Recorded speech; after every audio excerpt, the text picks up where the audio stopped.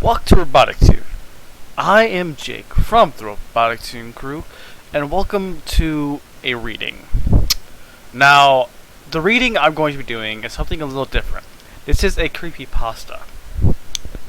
I'm just going to be doing something a little different from what we're used to. If you guys like this, let me know. The creepypasta that we, or I, will be reading is called The Twitch Stream, written by Connor Phillips. Now, if you guys don't know what this is a little weird kind of stuff. There's a video on YouTube that you can watch for this video. It's just where this streamer is going to has over 20,000 streamers, and he loves what he does and stuff like that. It's a scary story. So, if you guys are watching this, make sure you watch it at night. Turn the lights off. Just listen to my voice, I guess. Okay. Now, there is a video that you can watch. I'll put that in the link down in the description below, called the Twitch Stream Creepypasta, and you can watch that on your own free will. So, here we go. I'm one of the biggest streamers on Twitch. I play games spanning all genres, and my streams consistently get over 20,000 viewers. I love what I do. It has taken many years to get to where I am today. And not a day goes by that I wish I was doing something else. This is until the horrifying events of last Friday happened, which have shaken me to my very core and left me wondering if I will ever stream again. The stream started normally. I powered my facecam, loaded up my Twitch interface, and then went live. My viewer count immediately jumped to 2,500, which is 2,500. Within a few minutes, was at 10,000. Although this has been the norm for at least 2 years. Watching the viewer counts rise so quickly still makes my heart race inside my chest. Makes me remember all of the streams that I did back in the day. When 5 viewers meant that my stream was popping off, and receiving even a tiny donation sent by a head spinning through the clouds. I greeted my chat and then made a big announcement. Today's stream, I will not only go... sorry, try that again. For today's stream, I was not only going to play the game of their choice, but I was going to play them with randomly chosen subscribers. I want you to do something special for my 6th anniversary stream, and the positive response was immediate. The chat board started filling up so quickly with comments and emotes that they flew across the computer monitor, faster than my eye could register. The event began successfully. I played a few matches of Overwatch with a guy who happened to be my age, and who was hilarious. It did by daylight with a girl who had just finished high school. My stream quickly rose to 50,000 subscribers. Might have even reached 100,000. Things not turned out the way they did. As it stands, the streamer took a frightening turn while I was playing with the 3rd subscriber of the day. A 7-year-old kid named Tanner. "Hello, D," he said after joining the Discord server, opting to call me by my nickname instead of my streamer name. "Hey buddy," I said. I could immediately tell by the sound of Tanner's voice that he wasn't any older than 10. Oh, sorry, if he wasn't any older than 10, so... "Hey Daddy." "Hello D." Oh, sorry, I tried to get a kid voice. "Hello D." Is that good enough? For this reason, my initial thought was to discreetly find a way to dump him, and then pick up a different subscriber to play with. It's not that I have anything against kids, I just felt uncomfortable streaming with somebody so young. I didn't want to do or say something that might have upset him. I wasn't sure how my chat was going to respond. I have zero tolerance policy for bullying or negativity during my streams, and the last thing I wanted to do was exploit this kid for my own personal gain. When I turned my head to read the chat room, the comments were nothing but positive. "He sounds cute! Come on, D, play with him!" I wonder what game he's going to choose. These comments, and several dozen similar ones, flooded my monitor. Within seconds, Tanner's voice ringing in my headset. So I knew that I had to play. If I backed out, then there will be an uproar. I wish now I had listened to my gut feeling, dumping him rather than put myself in my chat through what happened later. Looking back, though, joining my Discord server might have been the best thing that Tanner's could have done that evening, for if it increased his chances of making it through the night. Welcome to the stream, I continued. Do you know what game you want to play? Minecraft! Oh, sorry, Minecraft! He gave the answer that everybody in the chat had predicted, which sent them spiraling into awes and silly emotes. There was an innocence to Tanner's voice that made me like him immediately. I could tell that he was quintessential kid, fun-loving, excitable, and quick to laugh. Minecraft it is then, I said. Let's boot her up. Okay. We were silent as we launched the game. I knew that as a professional, I should be making small talk with him. But I just wasn't sure how to go about bantering with such a little kid. I don't have any younger siblings or cousins, and my wife, I haven't reached the point where we've decided to have kids of our own yet. Luckily, Tanner solved this problem for me. Should we play in my world or yours? He said. Let's play in yours.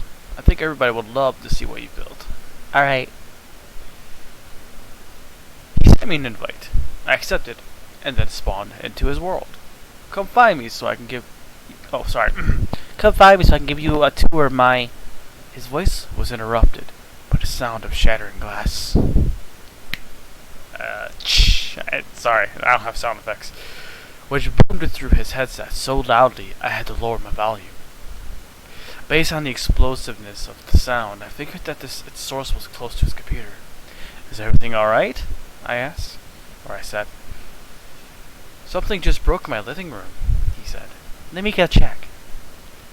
I heard a muffled sound of him taking off his headset. Then heard him quickly pick it back up. His head less than a minute later. Dee, he continued, voice frightened whisper. There's a strange man inside my house. And he just went into my parents' bedroom. The stress of Tanner's voice convinced me that he wasn't lying. I could particularly hear the forming in the back of his eyes.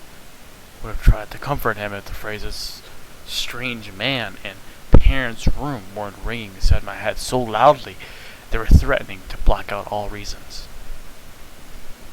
I felt like somebody had laced Dr. Pepper bottle resting beside my mousepad with acid. I was experiencing a bad trip, and this stream gone wrong was my own personal hell. It was the realization that I was still maneuvering my character in Minecraft that finally snapped me back to reality. Here, a child was in the middle of experiencing a life-threatening event live on my stream. And there I was mining a tree for its logs with my bare fist as subwoofer lullaby pulsing gently through my headset. The shame I felt at my selfishness, forever caring so much about view counts and the fickle comment of my chat, still lines my throat to this day. I closed down Minecraft, yanked my hand away from the mouse, and then placed my focus solely on the microphone and the sound of Tanner's voice.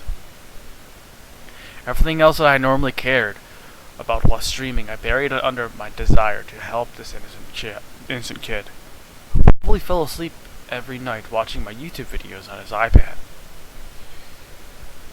Doing my part to save his life and all that mattered. Tanner, I said, you need to call the police immediately. Are you by a phone? Luckily, my voice came out steady.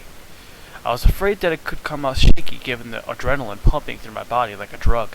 Out of the corner of my eye, I could see the comment of my chat whizzing across the monitor like a broken slot machine. I did my best to ignore them.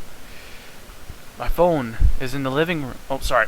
My phone is in the living room, He said.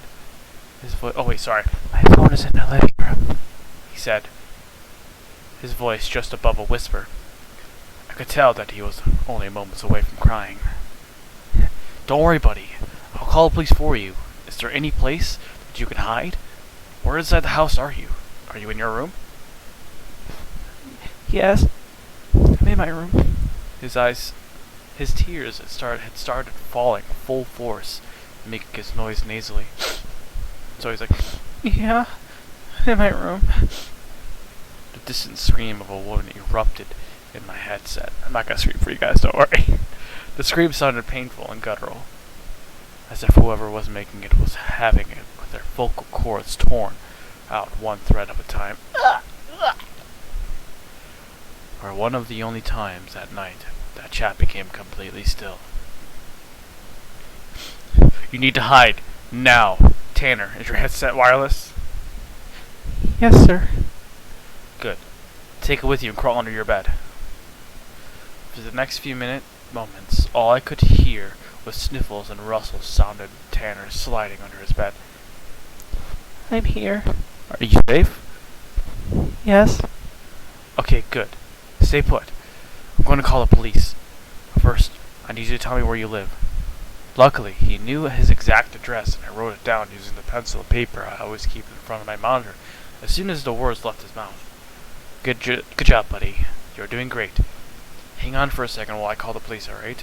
Don't take off your headset. Don't leave me alone, Dee.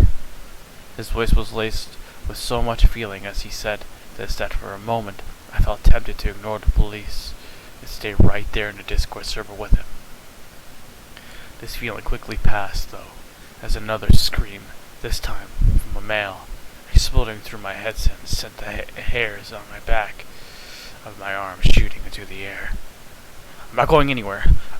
I promise. This will just take a moment. Stay where you are. I quickly looked up the number for the police station in the city, which was in another state, so I couldn't just dial 911 on my computer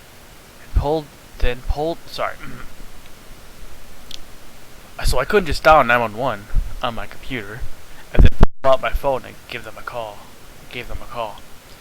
Police department. Please state your emergency.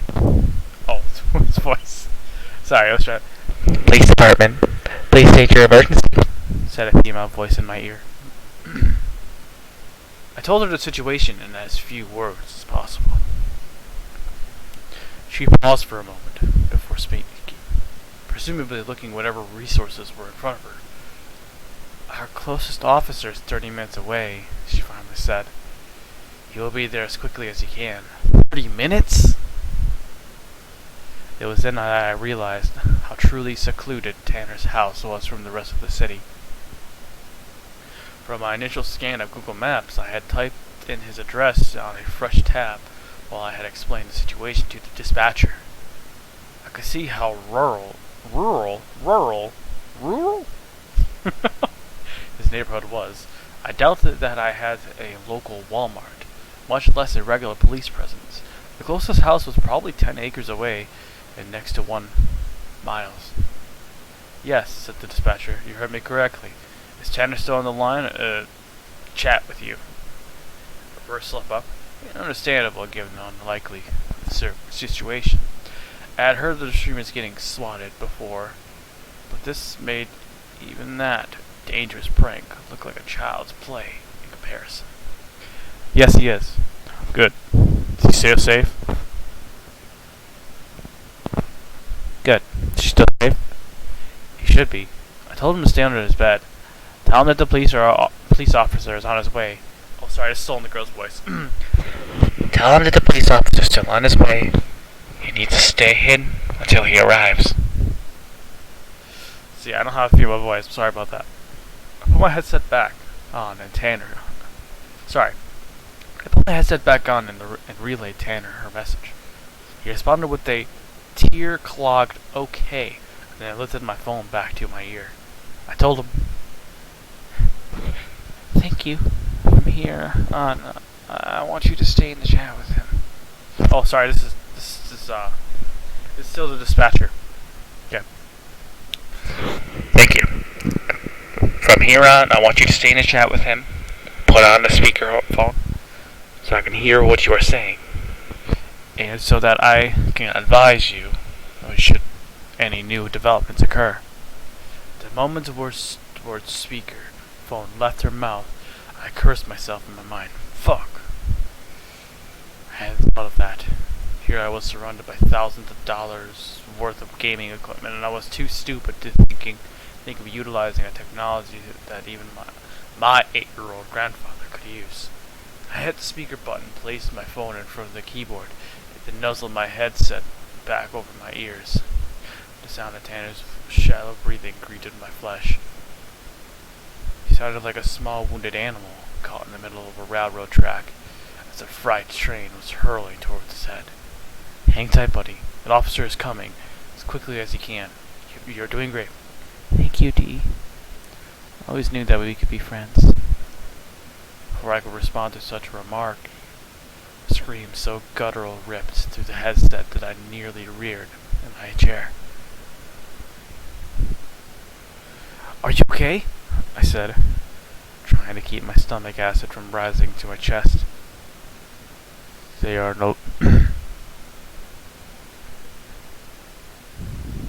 the living room now, he said, voice almost a sob. I think he's killing them. Several more screams burst through the chat. He's killing them. Oh, sorry. I thought it was chat. He's killing them. Keep your voice down, Tanner, or he'll hear you. My command was greeted by whispering sobs. I imagined Tanner's voice shrieking in my ears as he met the same fate as his parents. It sped along the officer's patrol car in my mind. Another volley of screams berated my headset, flooding my ears with twisted crescendo of guttural yells. These screams seemed to go on for an eternity. Then my headset went silent. Several agonizing minutes later, the dispatcher's voice sounded through the phone on my desk, telling me that the officer had arrived at the front of the house. This news came much earlier than the initial estimate of 30 minutes. It filled my body with joy. Keep hiding, Tanner, I said. The police officer I told you about just pulled into your driveway. He is there to help you. Okay, Dee. A few moments later, the sound of gunshots burst through the headset, followed by another round of screams. Terror gripped my lungs at the sound coming and guns blazing like that. I'm sure it hadn't been the officer's plan. Something must have happened. I guess was that he had been ambushed, and I desperately hoped that he had been the one to come on top. What are you hearing now, Tanner? I said. He was silent for a few moments, then said something so horrifying that it haunts me to this day. And it will continue to do so till I am old and gray.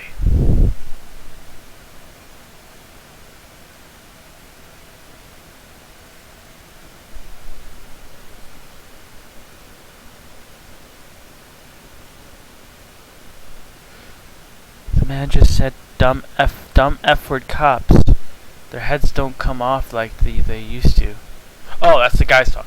Dumb fucking cops. They don't come off like they used to. There's some pound things here. I think it's just scatic. I slumped back on my chair, blood draining from my face like a watered down a drain. I'm sure if I would have looked up at my monitor, I would have saw a ghost staring back at me. My already sky-high stress levels went plummeting into the stratosphere. I couldn't tell up from down. Their heads don't come off like they used to. Dumb fucking cops. The sound of Tanner's hoarse and innocent voice projecting the words of such a sadistic man will echo for an eternity in the darkest chambers of my mind. So horrified was I by the thought of what happened to that poor police officer. Tears nearly filled my eyes. I'm sorry? Hold on. So horrified was I by the thought of what happened to that poor police officer. Tears nearly filled my eyes. Now wasn't the time to let my emotions get the better of me now, though. Sorry? Yeah, this guy needs to work on his typing here. Given that weren't any other cops in the immediate area, I knew that I was the best positioned person to help Tanner escape the situation alive, and as much as it frightened me to think about in one piece. Just sit tight, Tanner, I said, a voice almost as hoarse as his. I'm going to find a way to get you out of this, I promise. I trust you, said Tanner. I trust you, said Tanner, stopping crying long ago. I could tell that he had fallen into survival mode, respected him all the more for it. Although he wasn't my kid and I had only known him for a few brief time, my newfound responsibility towards him made me feel as if he had been born into my arms. Hang on for 1 second. I need to talk to the woman on the phone, okay? Okay. Took on my head. Are you still there? I am. The police officer you said is dead. Are you sure? How do you know? Tanner heard him get beheaded. I knew of no other way to say it. He can hear the man who killed him talking to himself about it in the living room. Jesus Christ. Hearing this brief comment from the dispatcher filled me with almost as much dread as the thought of hearing Tanner's last breath billowing through my headset. For it was the moment that I realized just how much how much of a dangerous turn the situation had taken. A professional police dispatcher who dealt with emergencies daily was shocked enough to take me such. Who was shocked enough to make an. Let's try this again. Sorry, guys. If a professional police dispatcher who dealt with emergencies daily was shocked enough to make such an out-of-a-character comment, if something truly extraordinary was taking place. I have a SWAT team on the way, but it will take them about 35 minutes to get there. And this time, I say 35 minutes, I mean it. You're lucky that Officer Brunswick was able to arrive at the scene quickly. The SWAT team is traveling from town, which is a lot slower going. I pictured Officer Brunswick's body, Brunswick-S. Officer Brunswick, sorry about that. Body laying in the middle of Tanner's living room, bloody and headless, and the thought that he was anything but lucky. What do we do then? He doesn't have that much time. You need to tell Tanner to flee the house the moment he has the chance. His house is in a densely wooded area. You can take refuge in the trees until the SWAT team arrives. Ask him if he has any windows in his room. Okay, good idea. I grabbed my headset from its place and put it on my head. Let's try this again. I grabbed my headset from its place on my desk and then threw it back on my head, or over my ears. You still with me, Tanner? Yes, sir. This way he seemed to call me sir was so endearing that it only made me like him and fear for him even more. You need to run out of your house the moment you get the chance and hide in the woods until the policeman can get there. I know it's scary, but you have to trust me. Are there any windows in your room? No. Tanner's answer made me place my head on my hands. What kind of room didn't have any windows? I don't think I understand. You said that you're in a room, right? Yes. My room is in the basement. Of course it was. At this point, I couldn't see any variation to the situation that ended with Tanner leaving the house alive. He might as well have been stranded in the moon for all the good He might as well have been stranded on the moon for all the good anybody could do for him down there. The thought that he might get pulled out from under his bed at any moment, screaming bloody murder before the sadist slashed him with pieces burdened by every breath. Before I had a chance to consult with the dispatcher about his new development, Tanner's whispering voice once again greeted my ears. He's looking for me, D. I can hear him walking around upstairs. He's saying that he's going to find and kill whoever is hiding from him. My heart just about leaped through my chest. Once I took breath and I thought about it, though. I made sense that the intruder now knew that there was somebody else inside the house. For why else would a police officer arrive at the scene, gun drawn, unless somebody had reported him? Everything's gonna be fine. Just stay where you are. More help on the way. You don't understand. He's coming down the hall towards the basement. I can hear his footsteps getting closer. Tanner's voice started speeding up. Sorry. You don't understand. Oh yeah, sorry. I had to do something, D. I can't stand on my bed. He will find me too easily. I heard the sound of the thumping footsteps.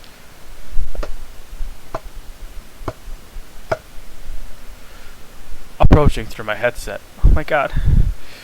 Just the top of the stairs. I heard a rustling sound of clothes sliding across the carpet.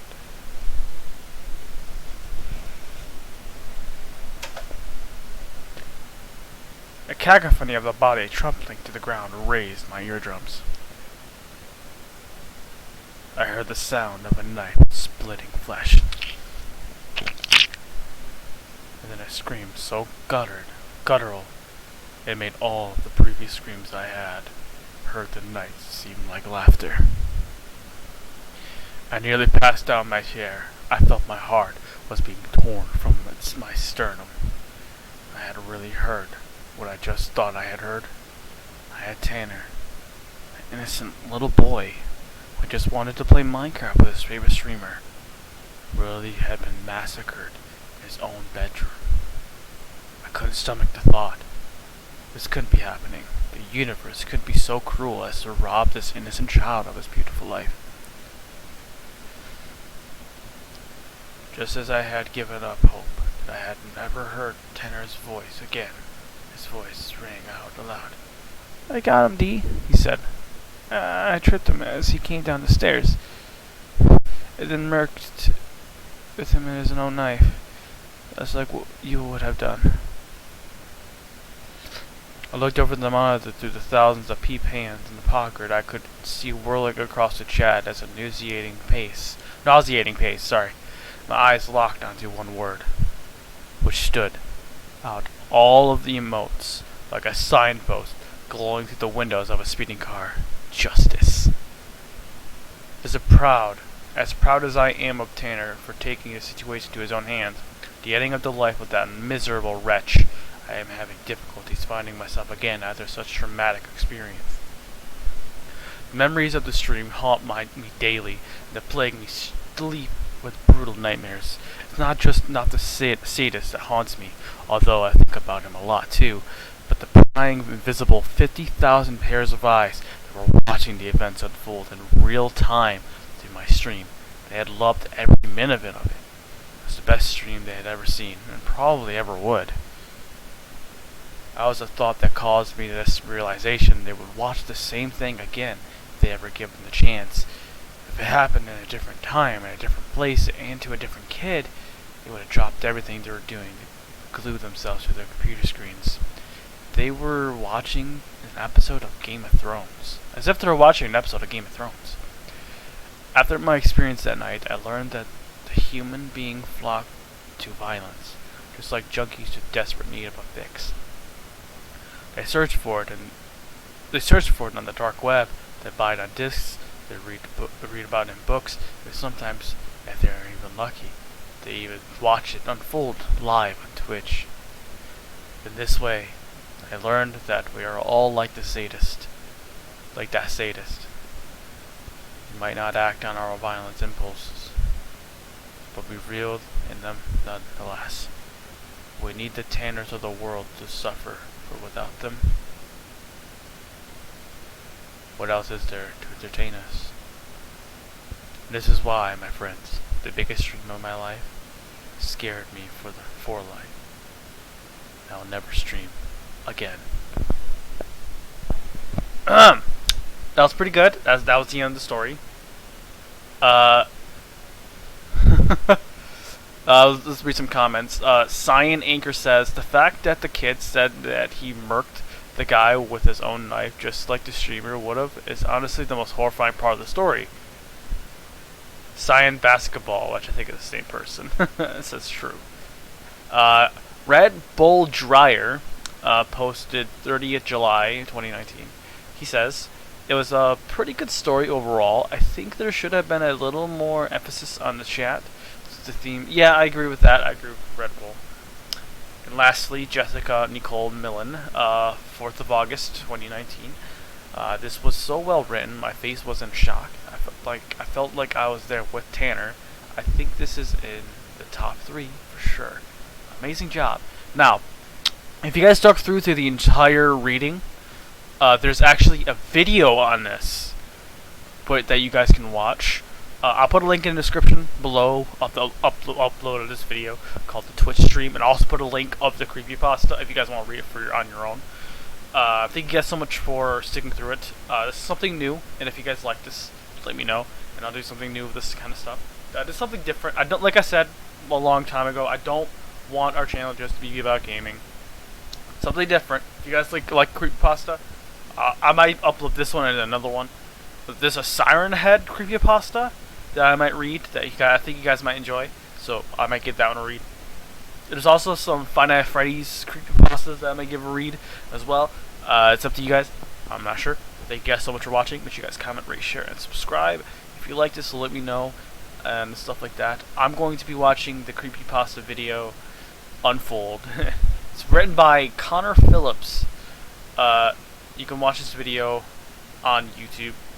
I'll put a link in the description. Thank you guys so much for watching, and I'll see you guys next time. See ya.